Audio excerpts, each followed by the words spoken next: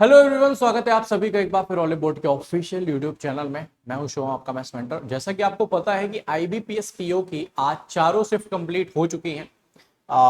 सारे लोगों के मन में डाउट है कि सर आज की जो शिफ्ट है उनमें जो गुड अटेम्प्ट है वो कितने कितने होने चाहिए, है ना।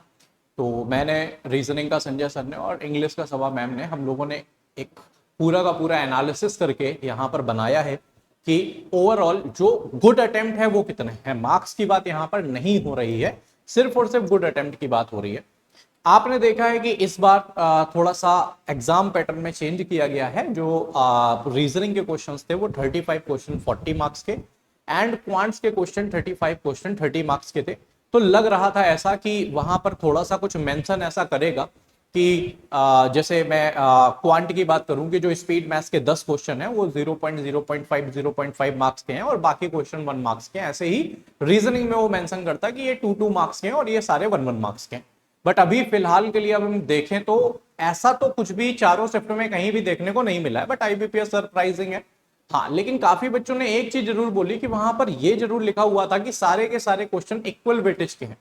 अब यहां पर इक्वल वेटेज से है, इससे यहां पर दो चीजें समझ में आती हैं। पहली तो ये समझ में आती है कि भाई जो चल रहा था आईबीपीएस ने बस डाल दिया कि भाई 35 क्वेश्चन 30 मार्क्स के होंगे, 35 40 मार्क्स के होंगे रीजनिंग में। लेकिन अभी वो पुराने वाले उसमें ही पड़ा हुआ है और पुराने वाले के हिसाब से यहां पर मार्क्स देगा। एक तो ये समझ में आ रहा है। सेकंड थिंग ये समझ में आ रही है कि भाई हो सकता है कि वो एग्जाम के बाद ऐसा बोल दे कि वो हमने डिसाइड कर लिया था कि कौन सा क्वेश्चन कितने मार्क्स का है और हम उसी हिसाब से इसकी मार्किंग कर रहे हैं।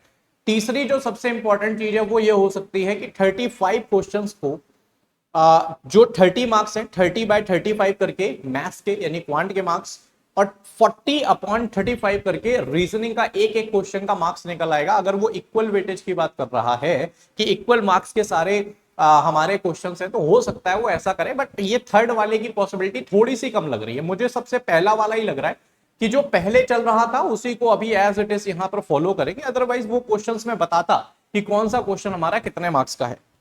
ठीक है, तो ये तो खैर तभी पता चलेगा जब हमारा रिजल्ट आएगा। फिलहाल अभी हम गुड अटेम्प्ट की तरफ चलते हैं।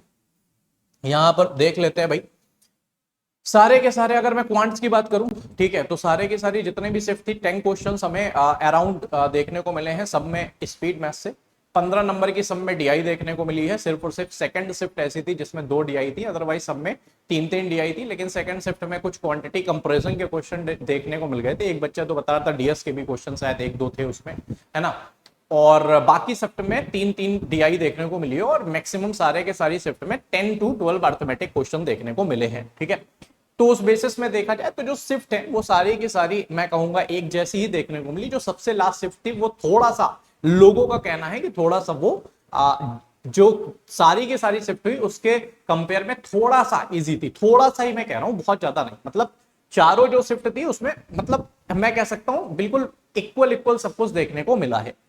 तो अगर हम सबसे पहले शिफ्ट 1 की बात करते हैं तो शिफ्ट 1 में अगर हम रीजनिंग की बात करें तो रीजनिंग में जैसा कि संजय सर का कहना है कि 22 to 25 क्वेश्चंस आपके गुड अटेम्प्ट है। यानी अगर किसी ने 22 to 25 किया है तो मान के चलिए उसने सही अटेम्प्ट किया है।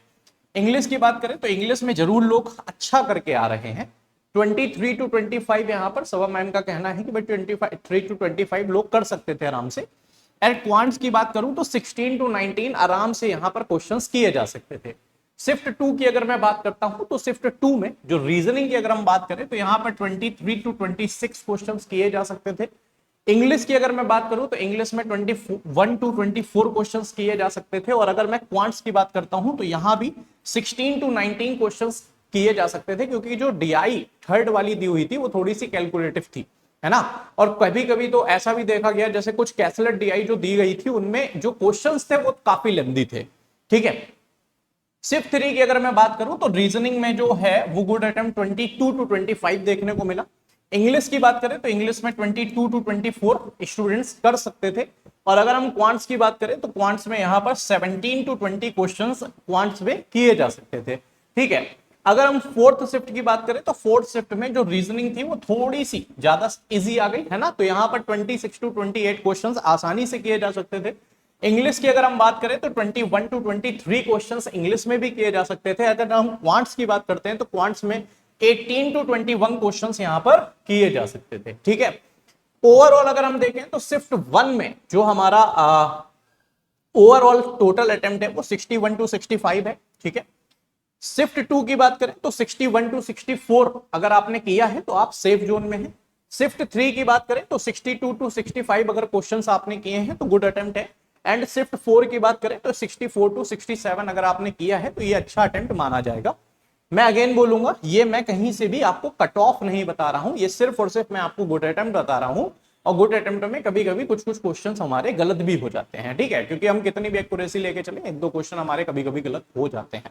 ऑलराइट, तो ये थे आपके गुड अटेम्प्ट। आप कमेंट बॉक्स में जरूर बताइएगा कि आपका जो एग्जाम था वो किस शिफ्ट में था, और आपने बेसिकली सारे के सारे जो सेक्शंस थे उनमें कितने कितने क्वेश्चंस आपने अटेम्प्ट किए हैं। ठीक है, तो ये कमेंट बॉक्स में आप लोग जरूर बताइएगा। और बाकी आप मेरे साथ जुड़ सकते हैं टेलीग्राम ग्रुप में मेरे, maths by Shubham sir calculator army में। बाकी हम मिलते हैं आगे नेक्स्ट सेशन में।